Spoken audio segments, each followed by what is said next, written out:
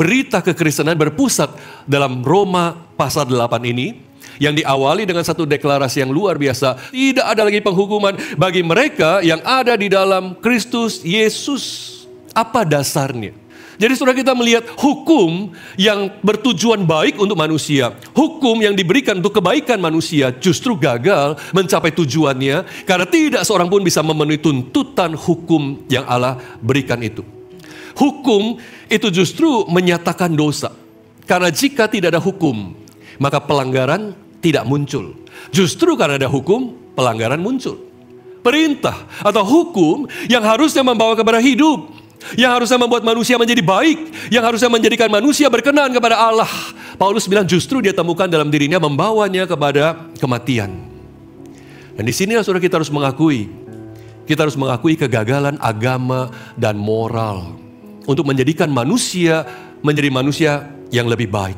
Tapi disinilah kita melihat bahwa tidak ada satupun manusia yang meskipun mengetahui hukum itu, meskipun mengerti hukum itu, tapi bisa memenuhi tuntutan hukum itu dan menaatinya dengan sempurna. Akibatnya semakin hukum diberitahukan, semakin nyata pelanggaran dan dosa. Hukum itu adalah dari Allah dan Allah selalu memberikan apa yang baik. Tapi dosa membajak hukum itu, menyalahgunakannya untuk justru membawa manusia kepada kebinasaan. Itu yang membuat hukum itu tidak berdaya. Kita tanpa harapan, kita tanpa jalan keluar, tanpa solusi kalau hanya kita memiliki hukum Tuhan yang baik, yang luar biasa, bagus itu. Tapi kita gak sanggup memenuhinya.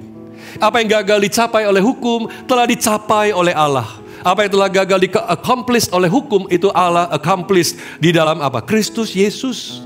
Paulus bilang dalam kalimat berikutnya, dengan apa? Dengan mengutus anaknya sendiri dalam daging yang serupa dengan daging yang dikuasai dosa, dan untuk menghapuskan dosa, ia telah menjatuhkan hukuman atas dosa dalam daging itu. Nah saudara, kenapa perlu Yesus dan kenapa hanya Yesus? Kenapa gak ada cara lain? Dia pantas untuk menjadi perwakilan kita sebagai manusia yang harus menerima hukuman dosa yang Allah timpakan kepada dia, meskipun dia tidak berdosa.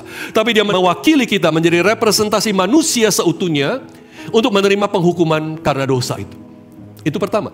Tapi di sisi lain yang kedua, meskipun Kristus adalah manusia yang sempurna, tapi bedanya dengan kita yang juga manusia, bedanya apa?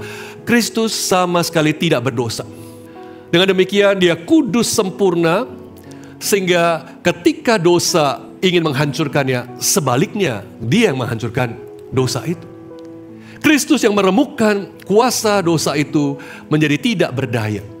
Itu sebabnya tidak ada solusi lain, tidak ada orang lain yang bisa menyelesaikan masalah dosa kita kecuali Kristus Yesus.